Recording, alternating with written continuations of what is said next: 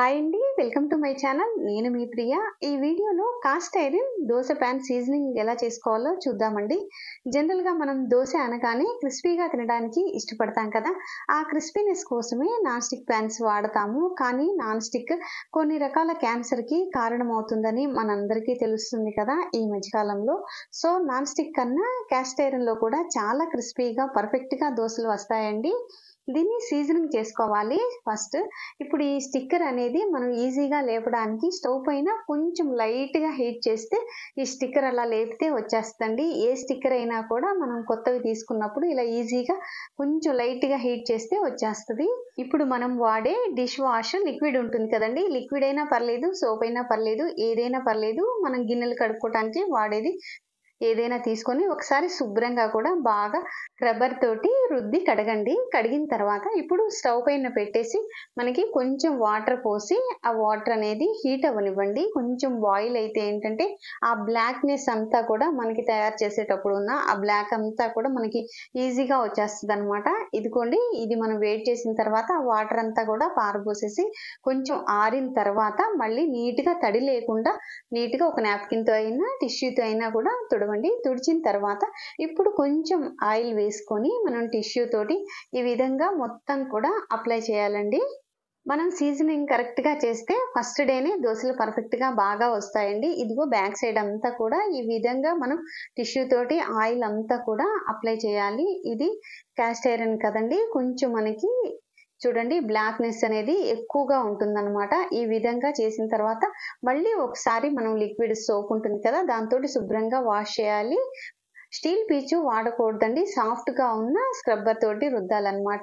Steel వాడితే మనం గట్టిగా రుద్దినంత మాత్రాన ఏం పోదండి, సాఫ్ట్గా ఉంటుంది కదా, ఆ బ్లాకిష్ అనేది సాఫ్ట్గా ఉన్న దాంతోనే పోతుందన్నమాట. స్క్రబ్బరు స్టీల్ పీచుకి పోదు. ఇదిగో ఈ విధంగా మొత్తం కూడా మళ్ళీ వాష్ చేసుకున్న తర్వాత మళ్ళీ కొంచెం ఆయిల్ వేసి మళ్ళీ టిష్యూ తోటి ఇదంతా కూడా అప్లై చేయాలండి.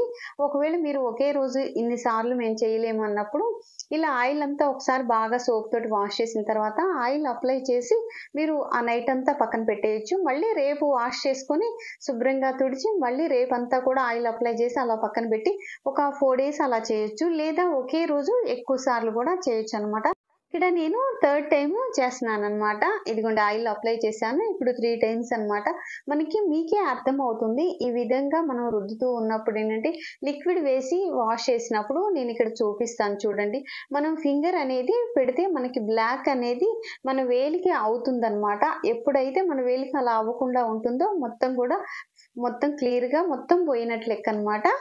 ఈ క్యాస్ట్ ఐరన్ ఏంటంటే ఒక్కసారి సీజనింగ్ చేసుకుంటే ఇంకా మళ్ళీ చేసే పని ఉండదండి. కానీ ఫస్ట్ టైం మాత్రం కొంచెం టైం టేకింగ్ తీసుకుంటుంది. లేదా ఒకే రోజు మేము ఇవంతా చేయలేము అనుకున్నప్పుడు ఇలా ఆ రోజంతా అప్లై చేసి మళ్ళీ నెక్స్ట్ డే వాష్ చేసి అలా కూడా చేసుకోవచ్చు. లేదా ఫస్ట్ డేనే ఒక 5-6 times మనం అలా చూస్తున్నారా, నేను ఇక్కడ ఫింగర్ తోటి చూపిస్తున్నాను. ఇందాక ఉన్నంత ఎక్కువ లేదు కానీ లైట్గా ఉంది కదా, అందుకని చెప్పేసి మీకు ఇలా సోప్ తోటి కానీ లిక్విడ్ రుద్దినప్పుడు మీకు ఫింగర్ పెడితే మీకే అర్థం అవుతుంది అనమాట. బ్లాక్గా వస్తుంది అనమాట, మన వేలిక అవుతుంది. మనం అలా చూసుకుంటూ చేయాలన్నమాట. కానీ 1 or 2 times అట్లా చేసి వదిలేసి మళ్ళీ దోశలు అలా వేసుకోవద్దండి. ఈ కాస్ట్ ఐరన్ మాత్రం కొంచెం ఆ బ్లాక్నెస్ అంతా కూడా పోయే వరకు కొంచెం శ్రమ అనుకోకుండా చేసుకోవాలి. ఇలా మనం స్టీల్ పీచు వాడొద్దండి. చూస్తున్నారు కదా, నేను వేలు చూపిస్తున్నాను మీకు. అక్కడ మనం బాగా రుద్దిన చోటంతా కూడా మనకి ఆ బ్లాక్ అంతా కూడా వచ్చేస్తుంది. మీకు చూసారా, ఆ వేలు నేను ఫింగర్ కి టచ్ చేసి చూపిస్తున్నాను కదా. ఈ విధంగా మళ్ళీ వాష్ చేసుకొని మళ్ళీ కొంచెం ఆయిల్ వేసుకొని 1 day అయితే 6 timesకి బాగా నీట్గా వచ్చేస్తుందండి.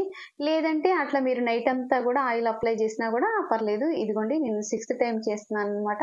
ఆల్మోస్ట్ 98% పోయిందనమాట. ఇదిగో ఈ టైంలో చూసారా, ఇంకా ఏమన్నా రిమైనింగ్ ఉంది కదా, అదంతా కూడా పోతుందన్నమాట. చూడండి ఒక్కసారి మళ్ళీ కూడా ఇదంతా కూడా అప్లై చేసి మళ్ళీ వాష్ చేస్తున్నాను నేను. ఎన్నిసార్లు అయితే మనం సోప్తో వాష్ చేస్తామో అదంతా కూడా తడి లేకుండా మనం టిష్యూ అయితే నాప్కిన్ అయినా కూడా మొత్తం కూడా క్లీన్ చేసి మళ్ళీ అప్పుడు ఆయిల్ అప్లై చేయాలి. చూస్తున్నారు కదా, ఇంతకు ముందు సారికి ఇప్పుడు చూసారా ఎంత డిఫరెన్స్ ఉందో. ఇదంతా నేను 6th time కూడా క్లీన్ చేసినాక ఆ బ్లాక్నెస్ అంతా పోయిందండి. ఇంకా ఏమన్నా రిమైనింగ్ ఉందేమోనని మనకు కొంచెం డౌట్ ఉంటుంది కదా, ఫస్ట్ టైం కదా మనం వాడేది. అందుకని చెప్పేసి ఒక ఆనియన్ తీసుకొని సగం ఆనియన్ ఇలా ముక్కలుగా కట్ చేసి దాని మీద కొంచెం ఏమన్నా ఉన్నా కూడా లైట్‌గా ఏమన్నా ఉన్నా కూడా మనకి ఈ ఆనియన్స్‌తో ఇలా వేయిస్తే ఏంటంటే కొంచెం దాని వెంట వచ్చేస్తదనమాట. చూస్తున్నారు కదా! ఇదంతా కూడా వేగి తీసేసిన తర్వాత మనం టిష్యూ తోటి ఇంకొకసారి నీట్‌గా క్లీన్ చేసుకోండి. ఇది కొంచెం వేడిగా ఉంటదండి. మీరు పట్టుకునేటప్పుడు కానీ కొంచెం జాగ్రత్తగా చూడండి. మనం హాఫ్ ఆనియన్ కట్ చేసుకున్నాం కదా! ఈ హాఫ్ ఆనియన్ పెట్టి మళ్ళీ ఇంకొకసారి నీట్‌గా ఏదన్నా ఇంకా కొంచెం ఉన్నా కూడా మనకి బాగా వస్తదనమాట. చూస్తున్నారు కదా! ఈ ఆనియన్‌తో కూడా మనం నీట్‌గా ఇలా క్లీన్ చేసుకున్న తర్వాత టిష్యూ తీసుకొని, ఆ టిష్యూ తోటి ఆ రిమైనింగ్ పార్ట్స్ ఏమన్నా ఉన్నా కూడా అవన్నీ కూడా తీసేసి, ఇదిగోండి కొంచెం ఆయిల్ వేశాను. ఆయిల్ వేసి మళ్ళీ ఇంకొక ఫ్రెష్ టిష్యూ తీసుకొని మనం ఈ ఆయిల్ అంతా కూడా ఈ విధంగా తీసుకోవాలి. ఇంక ఇప్పుడు దోస వేసుకోవడం కూడా చూద్దామండి. ఇప్పుడు పర్ఫెక్ట్‌గా రెడీ అయింది. చూస్తున్నారు కదా! నేను మీడియం దోస వేశాననమాట. కానీ ఈ దోస కూడా బాగా వచ్చిందండి. కానీ ఫస్ట్ దోసే మనం తినొద్దు. ఎందుకంటే అదంతా కూడా బ్లాక్‌నెస్ అప్పుడే కదా మనం వాష్ చేసింది. చూసారా? ఫస్ట్ దోస నేను సీజనింగ్‌లోనే పర్ఫెక్ట్‌గా చేసినప్పుడు ఏంటంటే, మనం ఫస్ట్ దోస కూడా ఎక్కడ అతుక్కోకుండా, విరగకుండా వచ్చేస్తదనమాట. ఇదంతా కూడా మనం సీజనింగ్ చేసే దాన్ని బట్టే ఉంటుంది. 1 ఆర్ 2 డేస్ ఈ విధంగా మనం ఆనియన్ అప్లై చేసుకుంటే మీకు ఎక్కడ కూడా విరగకుండా వస్తాయి. నేను ఈ సెకండ్ దోస కూడా పక్కన పడేసానండి తినకుండా. చూసారు కదా! మనం సీజనింగ్ అనేది పర్ఫెక్ట్‌గా చేసుకుంటే ఫస్ట్ దోస కూడా ఎక్కడ అతుక్కోకుండా వచ్చింది. కానీ మనం వద్దులే అని చెప్పేసి పక్కన పెట్టేయండి. సెకండ్ దోస అనేది ఇంకా మీ ఇష్టం అన్నమాట. చూడండి సెకండ్ దోస ఎంత క్రిస్పీగా, ఈవెన్‌గా వచ్చేసింది. చూస్తున్నారు కదా! చాలా క్రిస్పీగా వచ్చిందండి. ఫస్ట్‌ది నేను కావాలని సాఫ్ట్‌గా తీశాను. ఏమన్నా అతుక్కుంటుందేమోనని చెప్పేసి కొంచెం చిన్నదిగా వేశాను కదా! కొంచెం మందంగా కూడా వేశాను. సెకండ్‌ది చూసారా? చాలా క్రిస్పీగా వస్తుంది కదా! చూస్తున్నారు కదా! నేను వేసేది ఇప్పుడు సెకండ్ దోస అన్నమాట. ఎంత క్రిస్పీగా ఉందో చూసారా? నాన్ స్టిక్ కన్నా కూడా ఇంకా బాగా వస్తుందన్నమాట.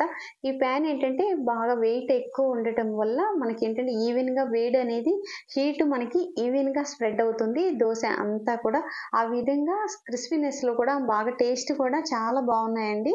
నేను ఇంతకు ముందే ఒక 1 ఇయర్ బ్యాకే ఈ కాస్ట్ ఐరన్ పాన్ తీసుకుందాం అనుకున్నాము. కానీ మాకు కిచెన్‌లో ఏంటంటే కబోర్డ్స్ డోర్స్ లేవన్నమాట. చిన్న పాప మరీ చిన్నదిగా అన్నమాట. తను ఎక్కడ పడేసుకుంటుందో కాళ్ళ మీద అంత వెయిట్ గల పాన్ కదా అని చెప్పేసి భయపడి ఈ 1 ఇయర్ ఇట్లా ఆగామన్నమాట. ఇంకిప్పుడు కొంచెం పెద్దదవుతుంది కదా! చెప్తే వింటదిలే అని చెప్పేసి ఇప్పటికే లేట్ అయిపోయింది కదా! నాన్ స్టిక్ వాడకూడదు కదా! ఏదైనా హెల్త్ ఇష్యూస్ అవేది ఎక్కువొస్తున్నాయి కదా! అందుకని చెప్పేసి ఇదిగోండి ఇక్కడ నేను థర్డ్ దోస అనేది వేశానన్నమాట. కొంచెం లైట్‌గా కారం జల్లాను. మనకేంటంటే సీజనింగ్ కరెక్ట్‌గా మీరు చేసుకుంటే ఫస్ట్ దోస కూడా బాగా వస్తదనమాట. చూసారా నేను 6 టైమ్స్ చేశాననమాట. మీరు కొంచెం సాఫ్ట్‌గా ఉన్న స్క్రబ్బర్‌ని వాడండి. ఎందుకంటే స్టీల్ పీచ్ తోటి బాగా పోతుంది. ఆ బ్లాక్‌నెస్ అంతా అనుకుంటారు. లేదండి సాఫ్ట్‌గా ఉన్న దాంతోనే మనకి లిక్విడ్ వేసి రుద్దితే ఏంటంటే బాగా పోతుందనమాట. ఇక్కడ ఇంక మీరు ఎన్ని రకాల వెరైటీస్ అయినా వేసుకోవచ్చండి.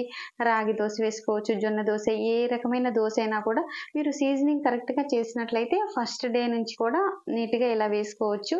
ఇంకా దీని మెయింటెనెన్స్ కూడా కొంచెం జాగ్రత్తగా చూసుకోవాలండి. ఇది ఎందుకంటే మనకి ఐరన్ కదండీ! మనకి రస్ట్ అనేది తుప్పు పడుతుందనమాట. మనం వాడటం అంతా కూడా అయిపోయిన తర్వాత ఏ విధంగా మనం వాష్ చేసుకొని అలాగే పక్కన పెట్టుకోకూడదండి. కొంచెం మెయింటెనెన్స్ ఎలా చేయాలనేది నేను చూపిస్తాను. మీకు చూపిద్దామని చెప్పేసి ముందు రోజు నైట్ దోసలు వేసిన తర్వాత నేను వాటర్ తోటి వాష్ చేసి ఇలా పక్కన పెట్టానన్నమాట. మార్నింగ్ కల్లా ఈ విధంగా చూసారు కదా! మనకి రస్ట్ అనేది తుప్పు పడుతుందన్నమాట. ఐరన్ కదండీ! అందుకని చెప్పేసి మనం ఎప్పుడైనా సరే ఈ విధంగా వాడుకున్న తర్వాత మనం జనరల్‌గా పాన్స్ నాన్ స్టిక్ పాన్స్ అయితే ఎలా వాష్ చేసుకుంటామో ఆ విధంగా వాష్ చేసుకున్న తర్వాత మీరు తడి అంతా కూడా ఒక నాప్కిన్ తోటి తడి లేకుండా తుడిచి ఆయిల్ అప్లై చేసుకోవాలండి. ఆయిల్ అప్లై చేసుకొని పక్కన పెట్టుకోవాలి. కొంచెం మరి హెల్త్ కావాలంటే కొన్ని జాగ్రత్తలనేవి తీసుకోవాలి కదా! ఈ పాన్ అనేది ఈ విధంగా వాడుకుంటే మనకి లైఫ్ అనేది బావుంటుందనమాట. మీరు ఎక్కువగా వాడకపోయినా కూడా ఈ విధంగా వాడుకున్న తర్వాత శుభ్రంగా వాటర్ తోటి వాష్ చేసుకున్న తర్వాత నాప్కిన్‌తో క్లీన్ చేసుకొని తడంతా లేకుండా తుడుచుకొని ఈ విధంగా ఆయిల్ అప్లై చేసి ఫ్రంట్, బ్యాక్ మొత్తం కూడా ఆయిల్ అప్లై చేసి మీరు పక్కన పెట్టుకోవచ్చండి. కానీ అలా వాష్ చేసి మాత్రం పెట్టుకోవద్దు. ఈ వీడియో మీకెలా అనిపించిందో కామెంట్ చేయండి. అలాగే కొంతమంది ఏంటంటే ఈ దోసలనేది బ్లాక్‌గా వస్తున్నాయి అని కూడా విన్నానండి నేను. ఎందుకంటే మీరు సీజనింగ్ సరిగ్గా చేయనప్పుడు అలా బ్లాక్‌గా వస్తాయి. వస్తాయండి. సీజనింగ్ అనేది పర్ఫెక్ట్‌గా చేసినప్పుడు బ్లాక్ అనేది రాదనమాట. మీకేమన్నా డౌట్స్ ఉంటే కామెంట్ సెక్షన్‌లో కామెంట్ చేయండి. అలాగే వీడియో నచ్చినట్లయితే లైక్ చేయండి. ఫస్ట్ టైం మన ఛానల్ చూసేవాళ్ళు మన ఛానల్‌ని సబ్స్క్రైబ్ చేసుకోండి. మరొక మంచి వీడియోతో మళ్ళీ కలుద్దాము. Thanks for watching.